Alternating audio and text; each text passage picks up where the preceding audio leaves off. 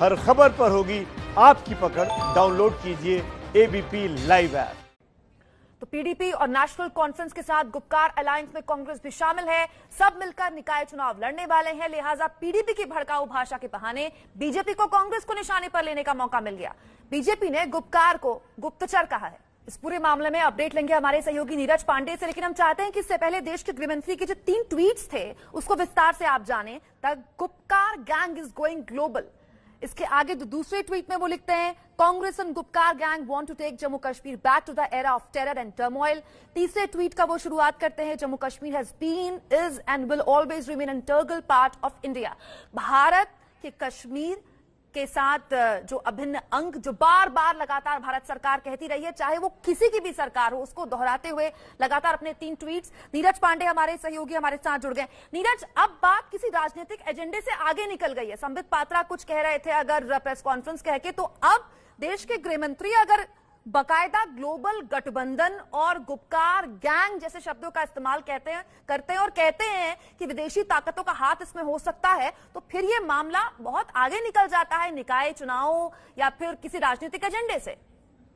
देखिए, पिछले 2 दिनों में तीसरी बार है जब गुपकार गैंग पे भारतीय जनता पार्टी की तरफ से बड़ा हमला किया गया। लेकिन चूंकि गृह मंत्री का ट्वीट निश्चित रूप में अपने आप में इस बात की गंभीरता को बताता है कि जो गुपकार गैंग ने जो स्टेटमेंट्स जारी किए हैं, जो बातें कही हैं, जो गतिविधियां पिछले कुछ दिनों में देखी गई हैं जब से ये लोग रिलीज हुए, वो कहीं भी स्वीकार्य नहीं है।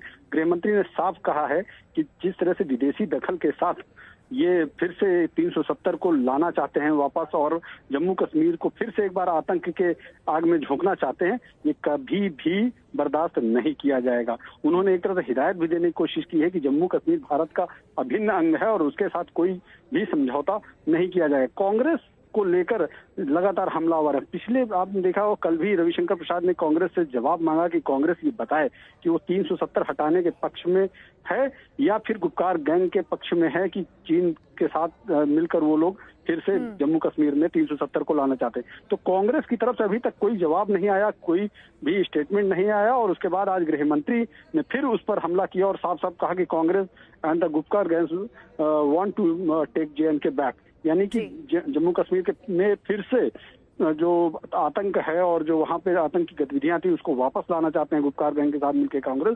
तो कांग्रेस पे बड़ा सवाल किया है गृह मंत्री ने।